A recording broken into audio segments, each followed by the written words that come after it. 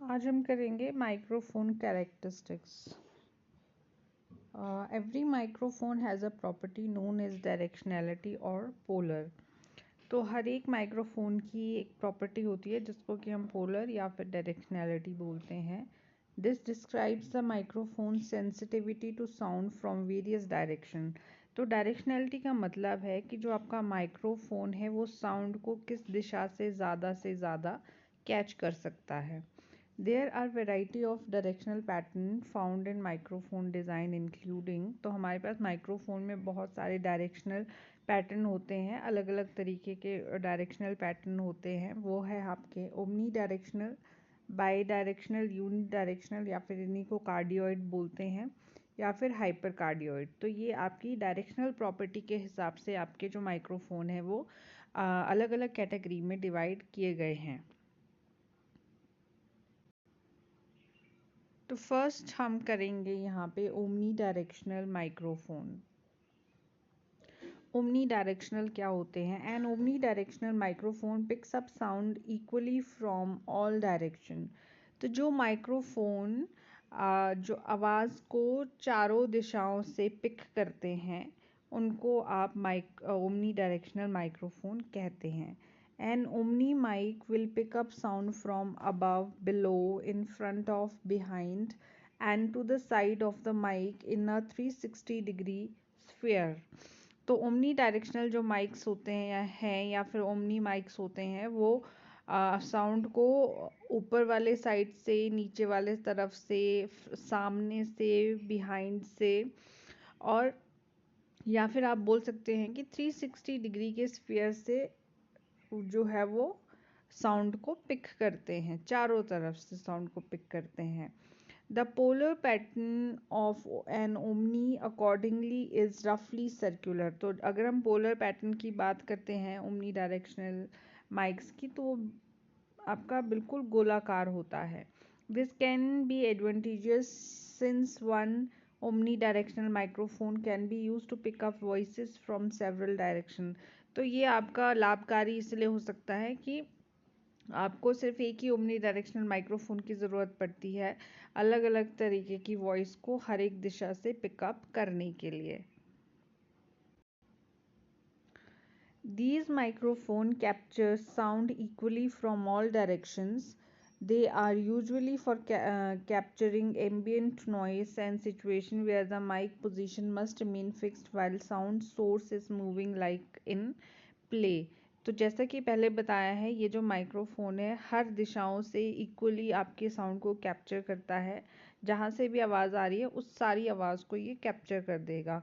तो ज़्यादातर जहाँ पे ये माइक्स ऐसी जगह पे इस्तेमाल किए जाते हैं जहाँ पे वातावरण में अरे परे में शोर है और उस आवाज़ को कैप्चर करने के लिए इस माइक्रोफोन का इस्तेमाल किया जाता है। जैसे कि आपने देखा होगा जैसे खेल होता है, जैसे यहाँ पे मैं एक कॉमन एग्जाम्पल आपको ले रही हूँ। क्रिकेट मैच होता है, वहाँ पे कमेंट्री चल रही होती है। कमेंट्री में एक जो कमेंटेटर होता है वो बोल रहा होता है, साथ ही साथ आपको पीछे से शोर भी सुनाई देता है। ठीक है, जो जनता का शोर होता है।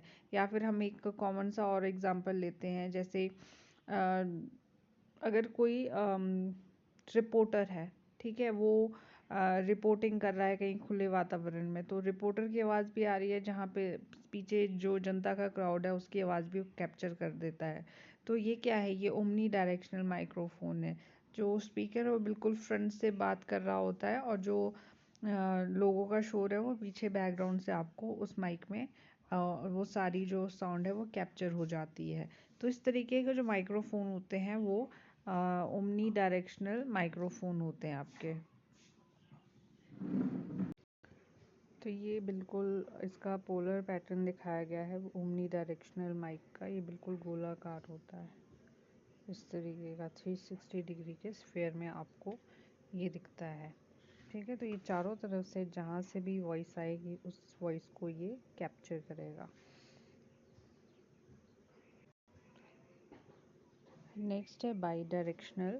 Bidirectional microphones also called figure of 8 microphone. Figure of 8 मतलब 8 की आकार का। Are microphones that pick up sound well or with high sensitivity from the front and back but poorly or with low sensitivity from the sides. तो by directional microphone जिनको कि आप figure of 8 microphone भी बोलते हैं, ये आपकी जो वॉइस है या फिर जो साउंड है उसको बहुत ही अच्छे प्रकार से फ्रंट से कैप्चर करता है, ठीक है। और थोड़ा सा बिल्कुल लो सेंसिटिविटी के साथ में ये बैक साइड से साउंड को कैप्चर करता है। मींस कि जो भी बैक साइड से साउंड कैप्चर होगी वो ज़्यादा क्लियर नहीं होती है, और जो फ्रंट से आपकी साउंड कैप्चर होगी वो बिल्कुल क्लियर साउंड आपकी कैप्चर होती है बाई डायरेक्शनल माइक्रोफोन में। Bidirectional microphones are used in applications where sound is recorded from the front of the microphone and back of the microphone but not the sides। तो by directional microphone ऐसी applications में इस्तेमाल किए जाते हैं जहाँ पे साउंड को फ्रंट या फिर उसके बैक से रिकॉर्ड करना होता है, माइक्रोफोन के बैक से रिकॉर्ड करना होता है, पर साइड से वहाँ पे कोई भी साउंड को रिकॉर्ड नहीं करना है। तो ऐसे एप्लीकेशंस में आपके बाई डायरेक्शनल माइक्रोफोन्स का इस्तेमाल किया जाता है। An example of this is a question and answer lecture और presentation where a professor gives a lecture to an audience and accept questions from them।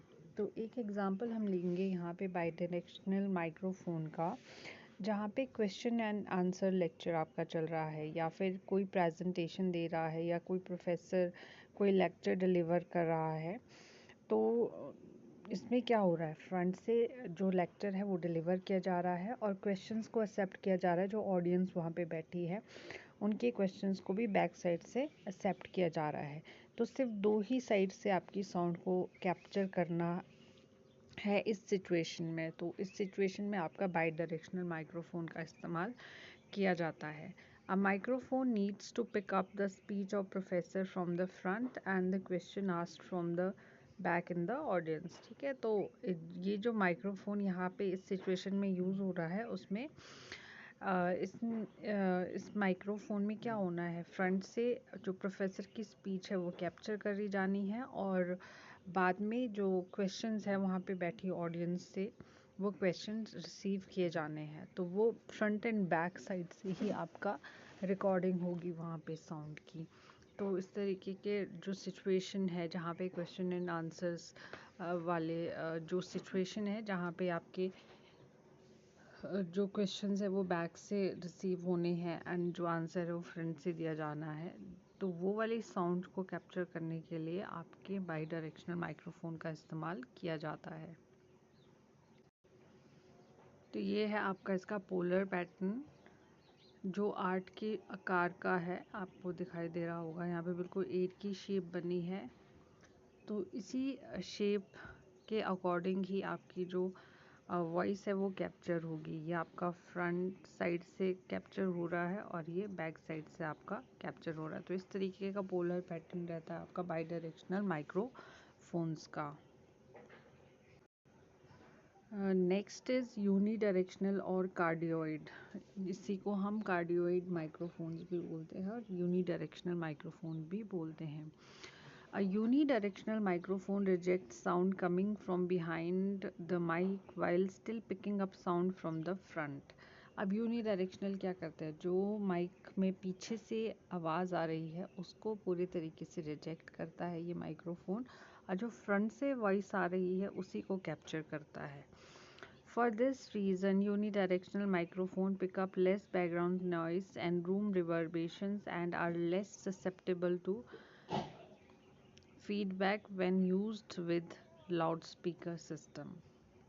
तो इसी कारण से जो यूनिडायरेक्शनल माइक्रोफोन होते हैं वो जो पीछे से जो शोर आता है उसको बिल्कुल रिजेक्ट कर देते हैं या फिर उस शोर को कैप्चर ही नहीं करते हैं और या तो जो कमरे में अगर कोई बात कर रहा है, कमरे की जो गूंज है उस गूंज को भी ये कैप्चर नहीं करते हैं। इसीलिए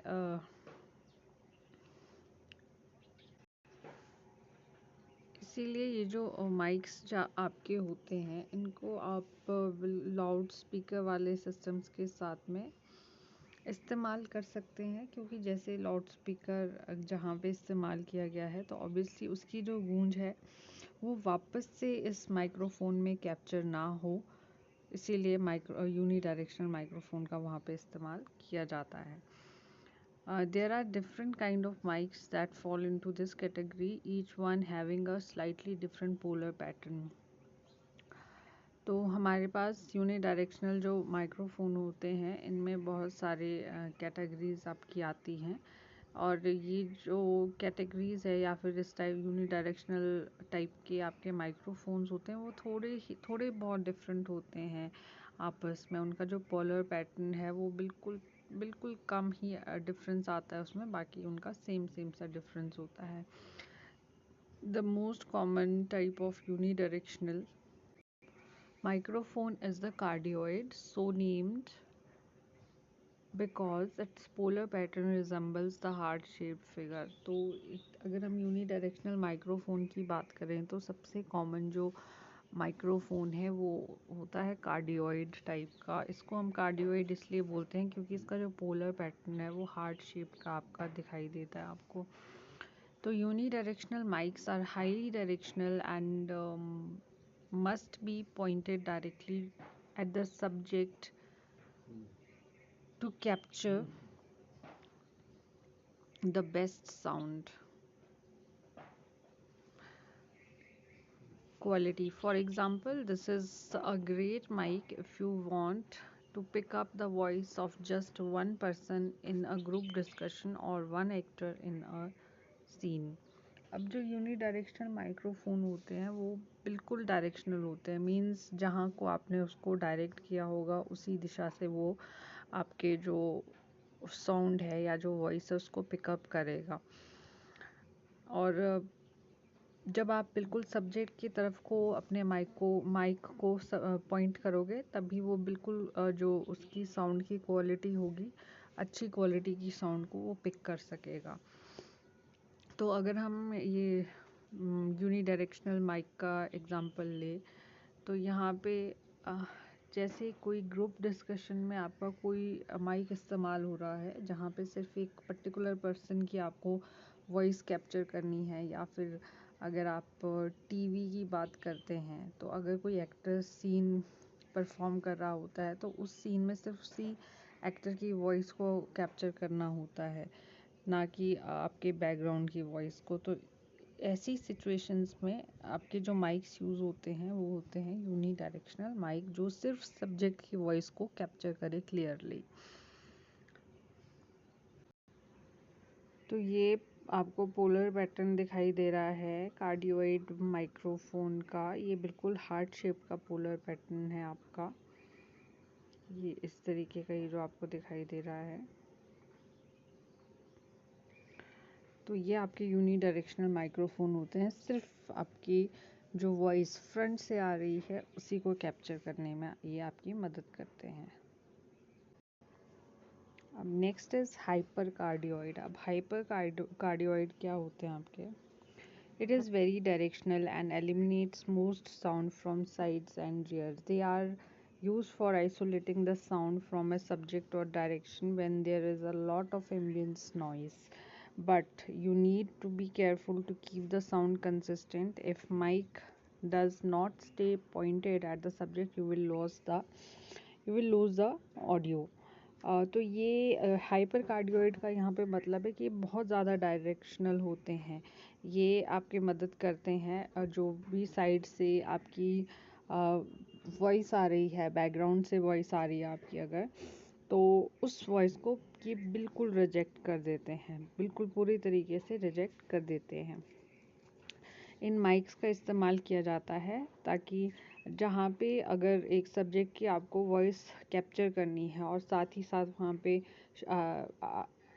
पीछे का आपके पास शोर भी आ रहा है, तो आप उस शोर को अवॉइड करना चाहते हैं और सिर्फ आप उस सब्जेक्ट की वॉइस को कैप्चर करना चाहते हैं, तो ऐसी सिचुएशन में आपके हाइपर कार्डियोइड जो माइक्रोफोन है उसका इस्तेमाल किया जाता है। पर इन हाइपर कार्डियोइड जो माइक्रोफोन्स होते हैं, इनका इस्तेमाल करते समय हमें ध्यान में रखना होता है कि अगर हम कंसिस्टेंट साउंड चाहते हैं तो हमें ये ध्यान रखना है कि हमारा जो माइक है वो बिल्कुल सब्जेक्ट की तरफ को पॉइंटेड होना चाहिए। अगर सब्जेक्ट की तरफ को एग्जैक्ट पॉइंट नहीं होगा हमारा माइक, तो जो हमारी ऑडियो है वो हमें क्लियर नहीं सुनाई देगी। तो ये आपका हाइपर कार्डियोइड होता है। ये इसका पोलर पैटर्न है, कुछ इस तरीके का आपको दिखाई देगा इसका polar pattern hyper cardioid microphones का। तो ये थे आपके डायरेक्शनल प्रॉपर्टीज़ के हिसाब से टाइप्स ऑफ माइक्रोफोन्स, या फिर हम कैरेक्टरिस्टिक्स ऑफ माइक्रोफोन्स ये बोल सकते हैं इसको। जिसमें हमने बात की है omnidirectional microphone, bidirectional microphone, unidirectional microphone या कार्डियोइड माइक्रोफोन्स, और फोर्थ टाइप की हमने हाइपर कार्डियोइड माइक्रोफोन्स की। अब नेक्स्ट हमारा टॉपिक है साउंड ट्रैक। साउंड ट्रैक क्या होता है? Sound plays very important role making our experience of something complete. तो साउंड जो है एक बहुत ही इम्पॉर्टेंट रोल प्ले करती है।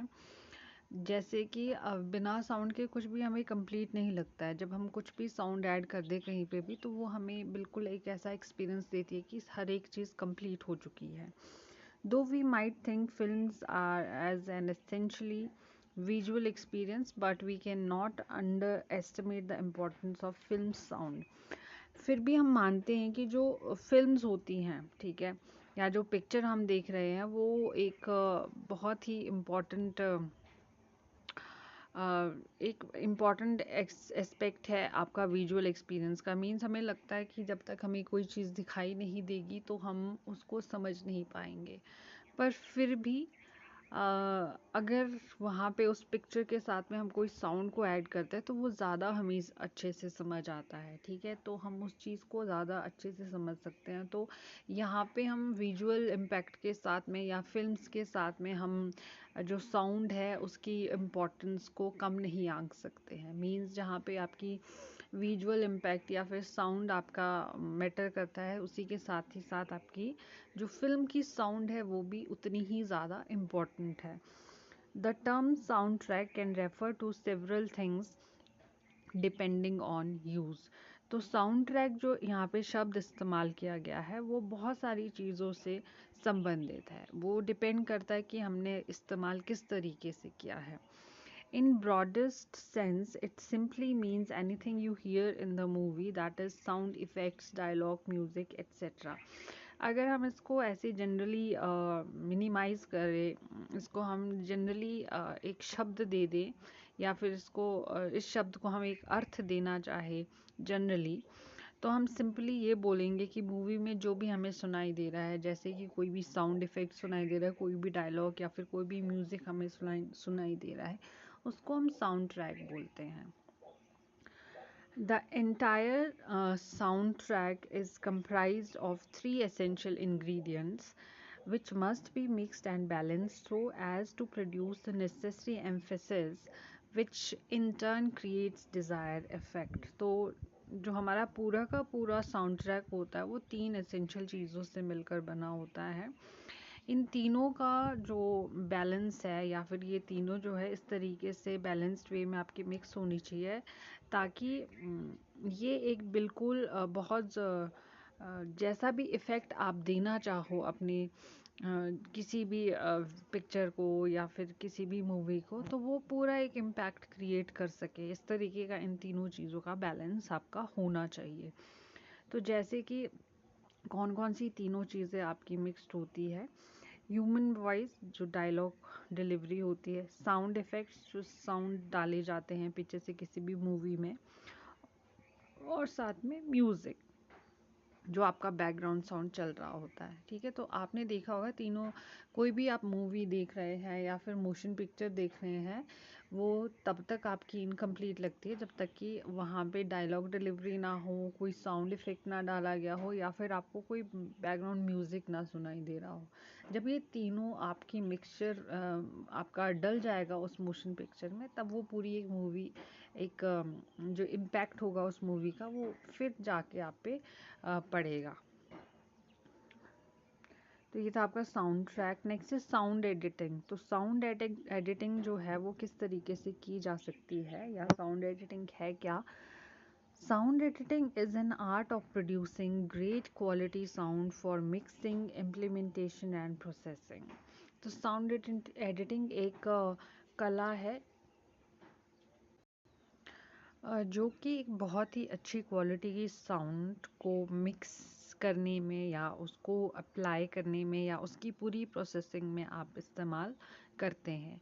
इन सिंपल वर्ड्स, अगर हम सिंपल शब्दों में कहना चाहें, sound editing is a laborious task of making noisy and lousy recording sounds good।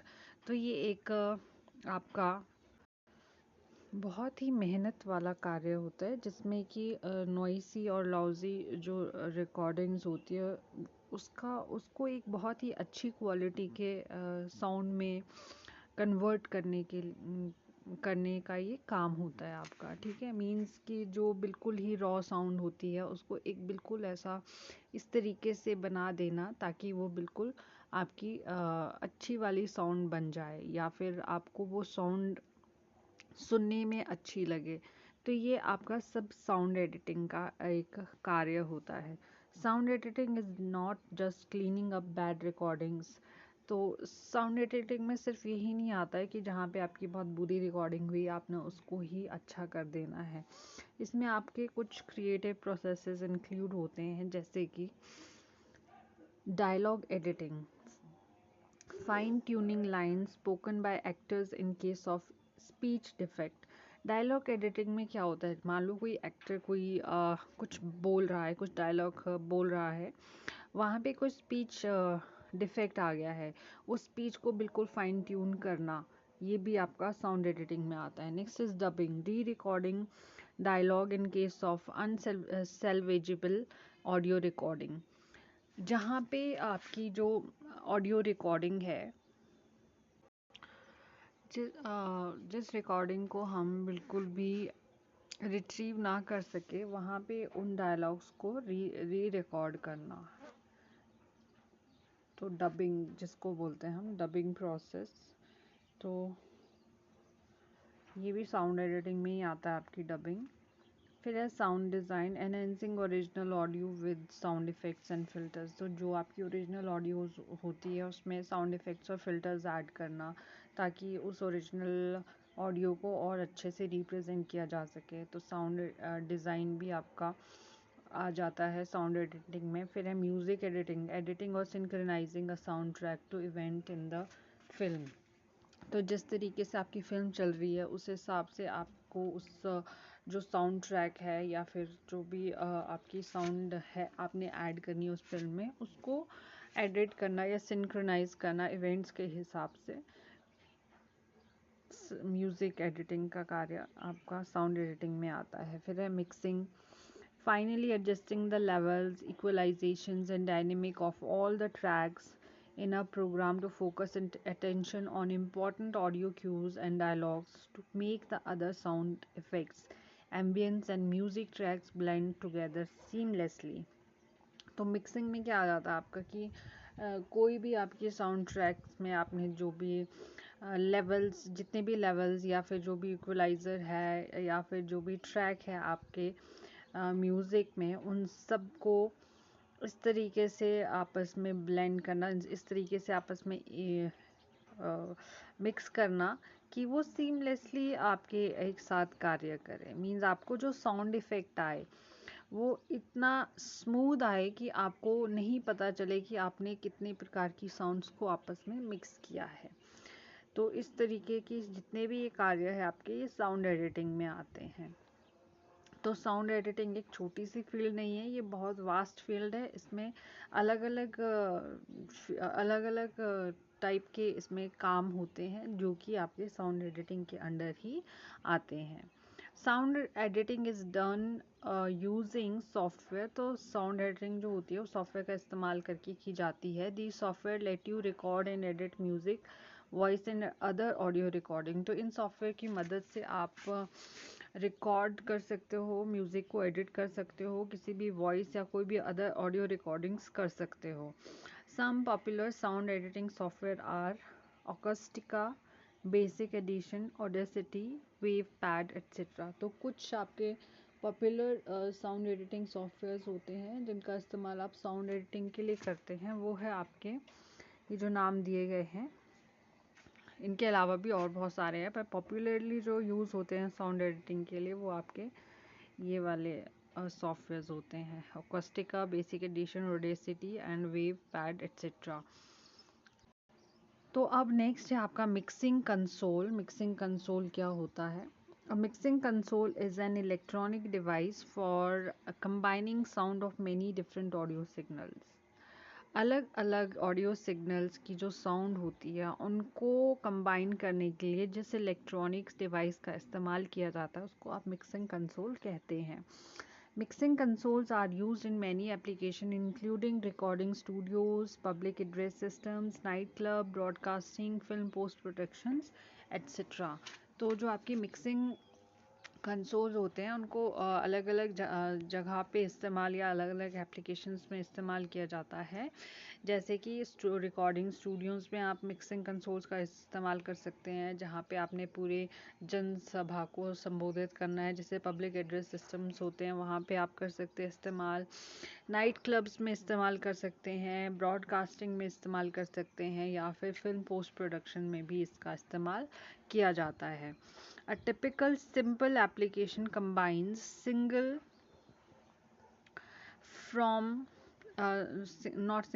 signals from microphones on stage into an amplifier that drives one set of loudspeaker for the audience. तो जो आमतौर पे mixing console होता है वो एक simple application होती है जिसमें माइक्रोफोन से जो भी सिग्नल आता है उसको कंबाइन किया जाता है एक एम्पलीफायर द्वारा, ताकि लाउड स्पीकर में जो वॉइस है उसको ड्राइव किया जा सके ऑडियंस के लिए, जो भी वहाँ पे ऑडियंस बैठी है। Mixer often classified bye there input and output capabilities. तो मिक्सर को हम उसकी इनपुट या आउटपुट कैपेबिलिटी के हिसाब से विभाजित कर सकते हैं या फिर क्लासीफाई कर सकते हैं। For example 32x8 mixer would have 32 individual channels input and 8 main output channels। तो अगर हमारे पास 32x8 का मिक्सर है तो उसमें 32 अलग अलग आपके इनपुट चैनल्स होते हैं और 8 जो आपके मेन आउटपुट चैनल्स होते हैं। मोर professional boards have many more inputs and output capabilities besides the main input outputs. तो अगर आपके पास एक बहुत ज़्यादा प्रोफेशनल मिक्सर बोर्ड होगा उसमें बहुत ज़्यादा इनपुट और आउटपुट कैपेबिलिटीज़ होती हैं।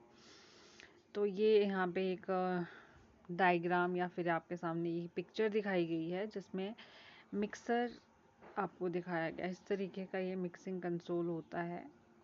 ये आपके नॉब्स यहाँ पे दिखाई देते हैं, इन्हीं की मदद से आप मिक्सिंग करते हो साउंड्स की। ठीक है, साउंड की जो डिफरेंट ऑडियो सिग्नल के साउंड होते हैं उनके लेवल इस तरीके से मेंटेन करते हैं ताकि एक आउटपुट आपको मिले जो कि आपको प्लेजेंट लगे सुनने में। ठीक है, आपको कोई एक्स्ट्रा शोर ना सुनाई दे, आपको जो आउटपुट आए वो बिल्कुल क्लियर आउटपुट आए। तो इस तरीके की ये मिक्सिंग कंसोल्स का इस्तेमाल किया जाता है। तो ये नॉब्स होते हैं जिनको एडजस्ट करने के लिए लेवल्स को हाई या फिर अप करने के लिए आप इस्तेमाल होता है। आपने देखा होगा, एक बिल्कुल कॉमन सा एग्जांपल मैं यहाँ लेती हूँ, जैसे मैरिज में आपके डीजेज लगे होते हैं। तो डीजेज में आपने देखा होगा कि कभी साउंड आपकी ऊपर जाती है, कभी आपकी साउंड नीचे आती है, अलग अलग म्यूज़िक को मिक्स किया जाता है। तो वो म्यूज़िक आपका डिफरेंट साउंड लेवल्स का होता है। कुछ आपका बिल्कुल स्लो म्यूज़िक चल रहा होता है, कुछ बिल्कुल फास्ट हो जाता है, कहीं पे आपकी स्लो वॉइस चल रही होती है, कहीं पे आपकी बिल्कुल हाई वॉइस हो जाती है। तो वो सारी किससे हो रही है? इस मिक्सिंग कंसोल से, जो कि आपके जो ऑडियो सिग्नल्स होते हैं उनको मिक्स करने के लिए इस्तेमाल किए जाते हैं। तो ये था आज का टॉपिक आपका। यहाँ पे कहीं पे भी कोई डाउट है तो आप पूछ सकते हैं।